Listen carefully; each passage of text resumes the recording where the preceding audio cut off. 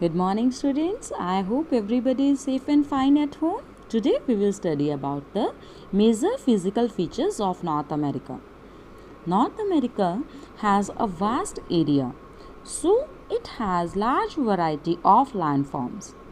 As in chapter 2 landforms, we have discussed all the types and subtypes of landforms.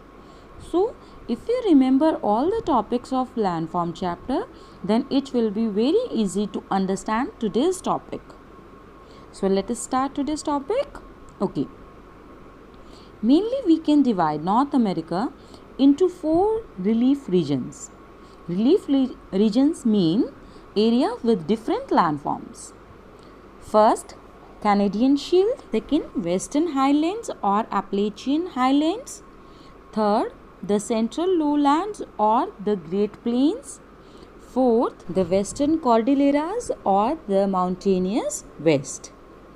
Let's discuss the Canadian Shield, or we can also call it as Laurentian Shield because of the Laurentian Plateau in this area. It covers or it lies in the western or northeastern part of North America, occupying the half of Canada. Shield word is given as its shape is like the shield that the ancient warrior used to hold in wars. This area has rolling hills, that is, their height is of 30 meters only. Many lakes and thin layer of soil. So we can say that this area is not very good for agriculture, but it is very good for mining, as this area is rich in igneous and metamorphic rock, and it's good in hydroelectric power plants also. Due to the glacial erosion, these rocks resulted in the formation of number of basins, which are now lakes and swamps. Swamp is an uncultivated area where water collects, or we can also say the wet grassy land. The Great Lakes forms the southern boundary of Canadian Shield. The lakes are Superior, Michigan, Huron, Erie, Ontario. And on western border, the Great Bear Lake, Great Slave Lake, Athabasca Lake, and Winnipeg Lake.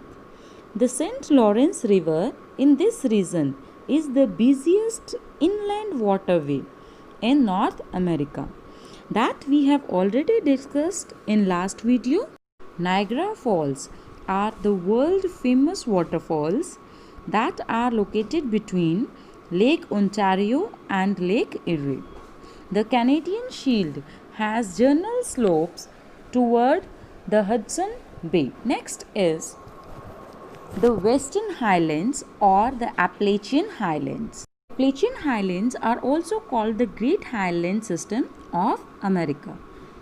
They are situated along the western side of continent. They lies partly in Canada but mostly in United States. Appalachians are the eastern counterpart of Rocky Mountains. That means they are the part of Rocky Mountains. They were as high as Rocky Mountains, but due to the erosion over millions of years, their height decreased. So we can say that they are the old fold mountains of the North America, and they are the oldest mountains of the world also. There are two main mountain ranges, Blue Ridge and Allegheny. Many short rivers originate from these mountain ranges and ends into Atlantic Ocean. Some of them flows in high speed and provide suitable place for hydroelectric power. Hudson River is connected with Erie Canal to Great Lakes.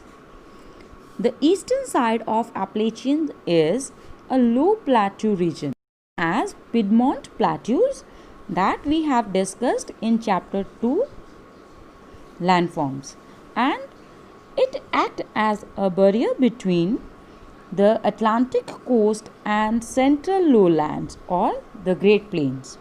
So we can see that it stops the direct contact of Atlantic coast with the central lowlands. Rest of the two relief regions we will study tomorrow. Till that, thank you.